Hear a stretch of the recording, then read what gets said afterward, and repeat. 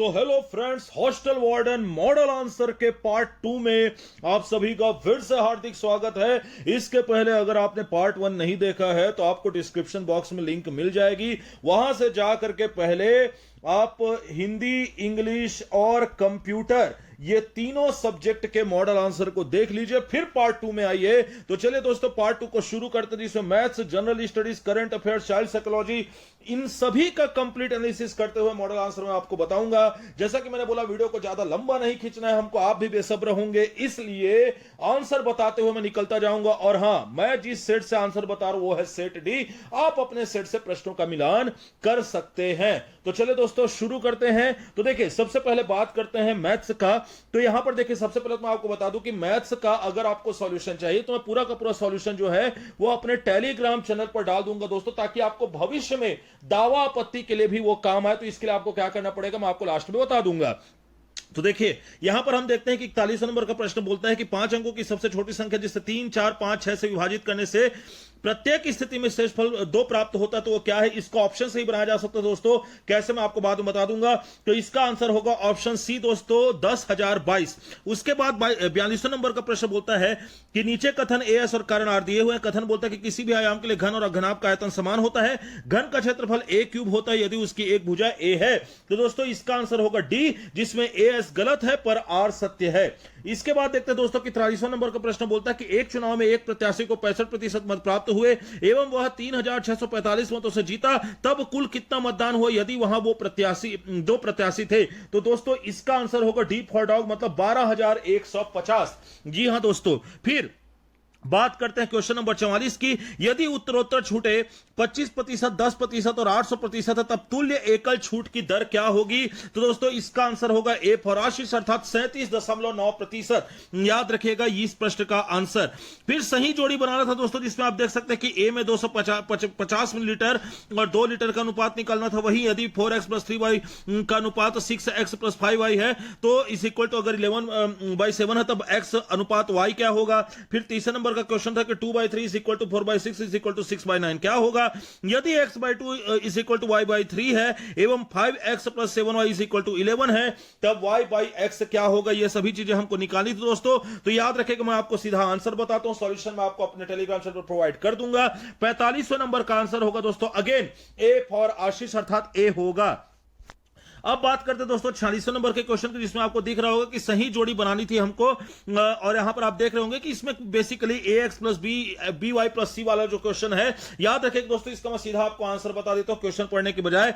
इस क्वेश्चन का आंसर होगा दोस्तों सी। जी हां दोस्तों, सी फॉर कैट जो है वो इस क्वेश्चन का आंसर होने वाला है।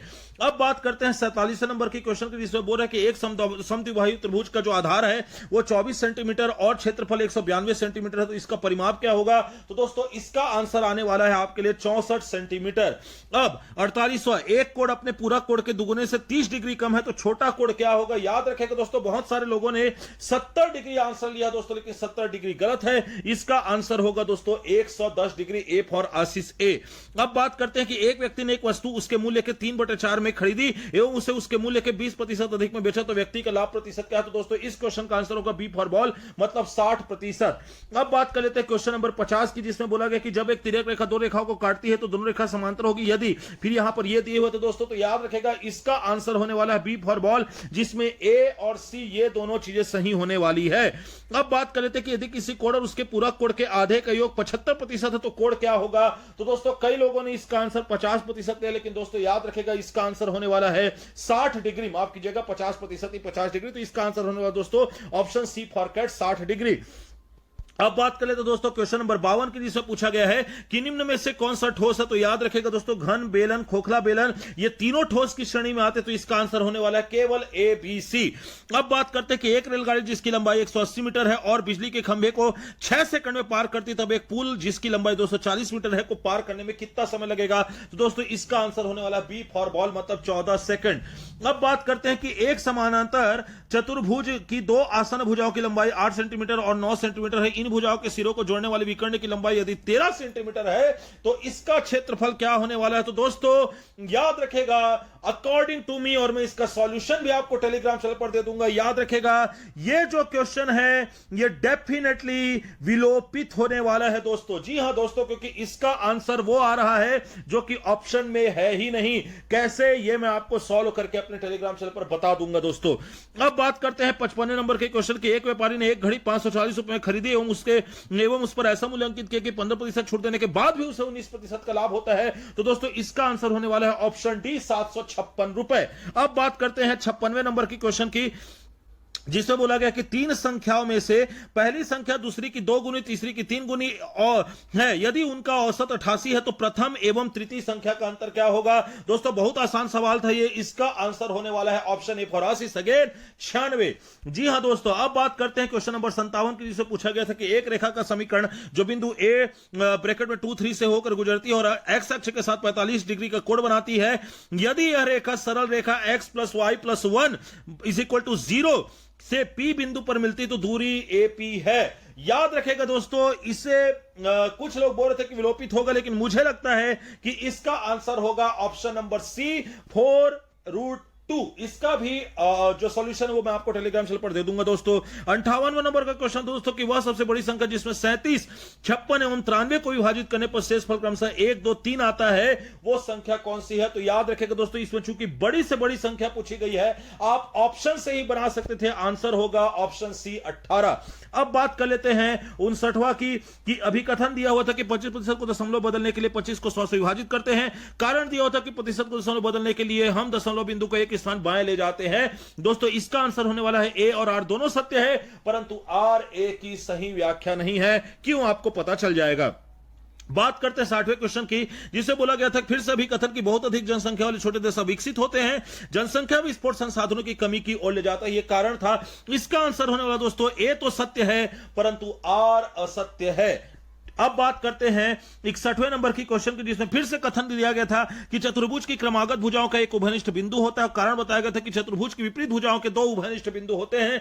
दोस्तों इसका आंसर होने वाला है ऑप्शन सी, ए सत्य है परंतु आर गलत है। अब बात करते हैं 62वें नंबर की क्वेश्चन की, जिसमें बोला गया था कि एक व्यक्ति ने 1500 रुपए के साधारण ब्याज पर एक निश्चित दर पर निवेश किए एवं 2000 रुपए में 2% अधिक दर पर निवेश किए। 3 वर्षों में कुल उसे ब्याज अगर 750 रुपए प्राप्त हुए तो 1500 रुपए किस दर पर निवेश किए थे? तो दोस्तों इसका आंसर होने वाला है 6%। जी हां दोस्तों, 6% होने वाला है इसका आंसर। अब बात कर लेते हैं सही जोड़ी मिलाइए की। ये बहुत आसान था दोस्तों। 40 इक्वल टू आपको पता है कि दूरी बटे समय, औसत चाल आपको पता है कुल दूरी बटे कुल समय, समय आपको पता है दूरी बटे 4, और वही कुल समय आपको पता है 1 बटे औसत चाल। तो यहां पर आपको बता दूं दोस्तों कि इसका आंसर होने वाला ऑप्शन डी, ए का 3, बी का 4, सी का 2 और डी का 1। अब बात करते हैं 64वें नंबर की क्वेश्चन की दोस्तों। तो यहां पर मैं आपको बता दूं कि निम्न ज्यामितीय आकृतियों को उनके फलक की संख्या की जोड़ी बनाइए। तो दोस्तों यह क्वेश्चन होने वाला है पूरी तरीके से विलोपित, क्योंकि इसमें ऑप्शंस दिए गए हैं गलत। क्योंकि आपको पता है दोस्तों कि बेलन में 2 फलक होते हैं, वही घन में आपको 6 फलक मिलेंगे, शंकु में 1, जबकि गोला में आपको 0 फलक मिलेंगे। और यहां पर देखिए एक ऑप्शन में तो दिया गया है लेकिन 3 दिया गया है। अगर 0 दिया रहता तो यह क्वेश्चन सही होता। यह क्वेश्चन दोस्तों होने वाला है विलोपित, क्वेश्चन नंबर 64। अब बात करते हैं क्वेश्चन नंबर 65 की। यदि एक आयत के प्रत्येक आयाम को 100% बढ़ा दिया जाए तो उसके क्षेत्रफल में वृद्धि होगी। दोस्तों इसका आंसर होने वाला ऑप्शन सी, फॉर कैट, 300%। जी हां दोस्तों, तो यह था दोस्तों मैथ्स का सेक्शन। मैथ्स के सेक्शन को खत्म करके अब हम आगे बढ़ते हैं जनरल स्टडी, जनरल नॉलेज, सामान्य ज्ञान की तरफ, जिसमें पहला क्वेश्चन पूछा गया था कि भारत का मूल संविधान किसके द्वारा हस्तलिखित किया गया है। बहुत ही आसान सा क्वेश्चन दोस्तों।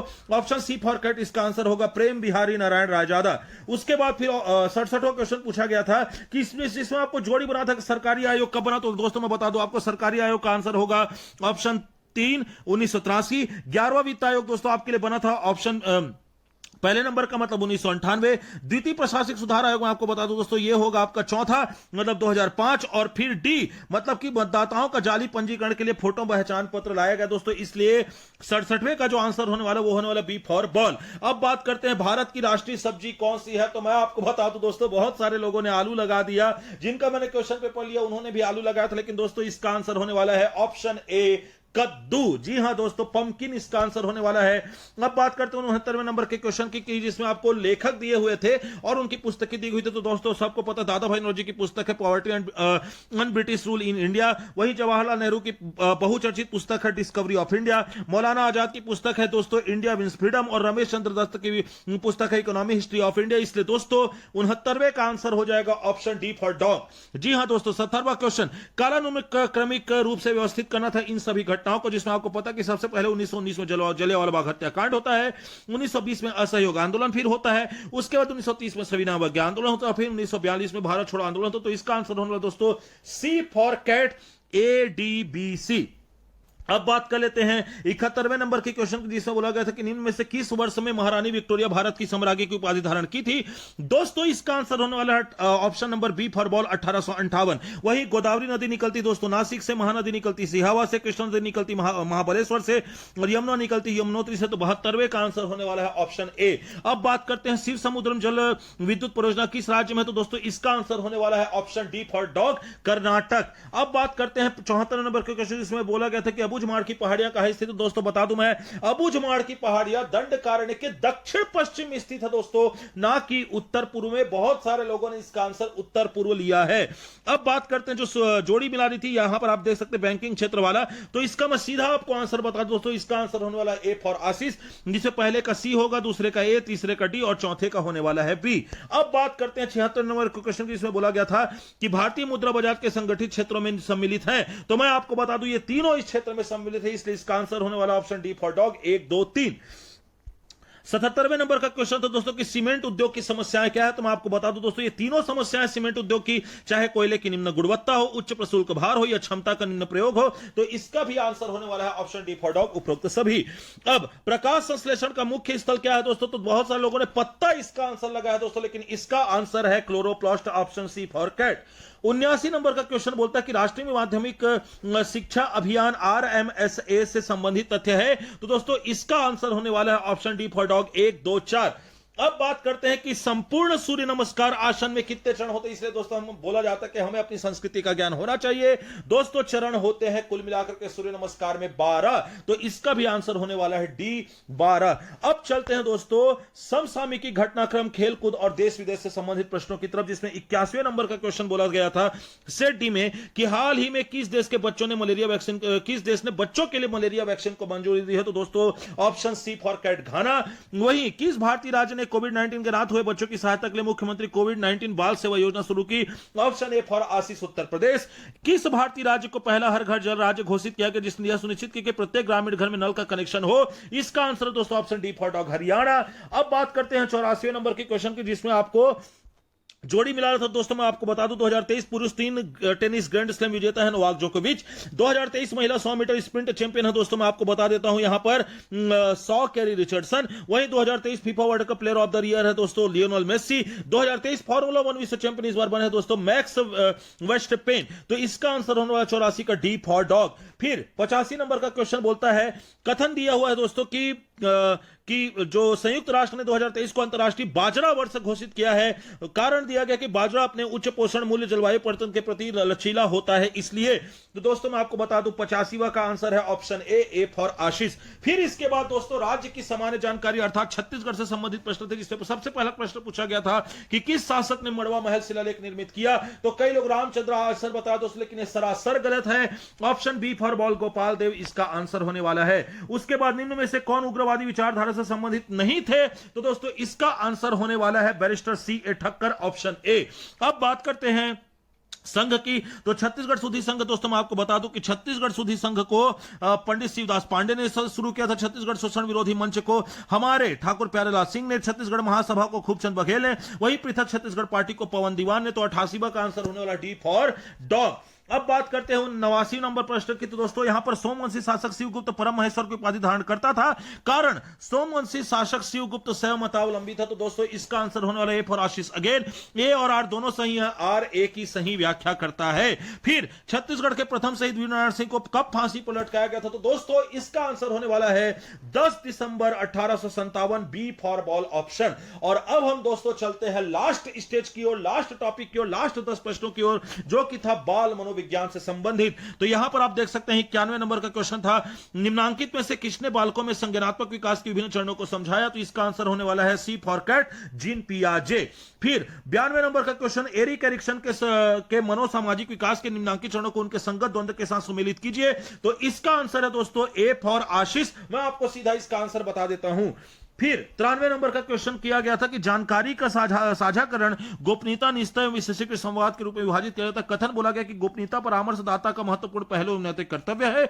वही कारण बताया गया कि गोपनीयता परामर्शी को सुनिश्चित करती है कि जानकारियां अनाधिकृत प्रकटीकरण से सुरक्षित रहेगी, वे सुरक्षित एवं समर्पित अनुभव करते। तो इसका आंसर होने वाला है दोस्तों again A for Ashish.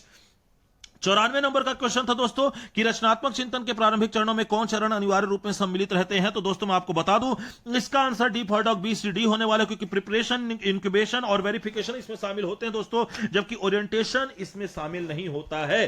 95 number का क्वेश्चन था कि व्यक्तिगत भिन्नता के आधार क्या? तो बहुत ही आसान क्वेश्चन था दोस्तों, ऑप्शन बी फॉर बॉल, अनुवांशिकता और पर्यावरण इसका आंसर होगा।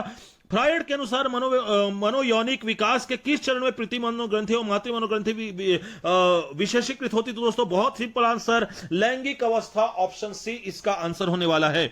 निर्देशन प्रक्रिया के निम्नांकित चरणों को सही क्रम में दिखाइए। तो सीधा मैं इसका आंसर आपको बता देता हूं दोस्तों, इसका आंसर होने वाला डी फॉर डॉग। पहले सी आएगा, फिर ए आएगा, फिर बी आएगा, फिर डी आएगा, फिर ई आएगा, फिर बी आएगा दोस्तों। तो इसका आंसर होने वाला है option D for dog. 98 number का प्रश्न था दोस्तों कि बहुबुद्धि का सिद्धांत किसने प्रतिपादित किया था? तो दोस्तों बहुत ही सिंपल क्वेश्चन, बहुत ही चर्चित question, H Gardner, D for dog इसका आंसर होने वाला है। 99 क्वेश्चन था दोस्तों कि समावेशी शिक्षा में विशेषीकृत आवश्यकता वाले बालक एवं नियमित विद्यार्थियों के लिए प्रमुख रणनीति की पहचान कीजिए। तो इसका भी आंसर मैं आपको बता देता हूं, सी फॉर कैट, केवल ए, बी और डी होने वाला है। और लास्ट प्रश्न था दोस्तों 100वां नंबर का, एच सुलीवान के सिद्धांत के अनुसार व्यक्तित्व विकास का सही क्रम क्या है? तो सीधा मैं इसका आंसर बताता हूं, इसका भी आंसर होने वाला है option D for dog, D A B E C. तो आशा है दोस्तों आपको सारे 100 प्रश्नों का जवाब मिल गया होगा। बहुत ही एनालिसिस के पश्चात एक्यूरेट और परफेक्ट आंसर निकाल करके आपका अपना मिस्टर कूल ऐसे यहां पर लेकर के आया है। इसके बाद भी यदि आपको कोई डाउट है तो कमेंट सेक्शन आपके लिए खुला पड़ा है, और अगर आपको और अच्छे से समझना है तो इंस्टाग्राम पर आपको मुझे फॉलो करना होगा दोस्तों। याद रखिएगा, फॉलो करके मैसेज करेंगे तभी आपका मैसेज रिक्वेस्ट मुझ तक पहुंचेगा। इसके अलावा यह रहा मेरे टेलीग्राम चैनल का लिंक, माफ कीजिएगा क्यूआर कोड, जिसे स्कैन करके आप मेरे टेलीग्राम चैनल पर जुड़ सकते हैं। डिस्क्रिप्शन बॉक्स में आपको मिल जाएगा लिंक, वहां से भी जाकर के आप ऐड हो सकते हैं। क्यों जुड़ना जरूरी है? क्योंकि मैथ्स का जो सॉल्यूशन है दोस्तों वो आपको वहीं से प्राप्त होगा। इसके अलावा यहां तक कि अगर आपने वीडियो देखी तो जाहिर सी बात है दोस्तों वीडियो आपको पसंद आई होगी, तो कंजूसी मत कीजिए और ज्यादा से ज्यादा लाइक कीजिए, ज्यादा से ज्यादा शेयर करिए। चैनल पर अगर नए हैं तो सब्सक्राइब कर लीजिएगा और बेल आइकन को जरूर दबा दीजिएगा ताकि मेरे वीडियो की नोटिफिकेशन सबसे पहले प्राप्त हो आपको, क्योंकि मैं बहुत ही जल्द हॉस्टल वार्डन का जो संभावित कट ऑफ है वो भी लेकर के आऊंगा। तो मैं मिलूंगा आपसे नेक्स्ट वीडियो में, तब तक के लिए धन्यवाद।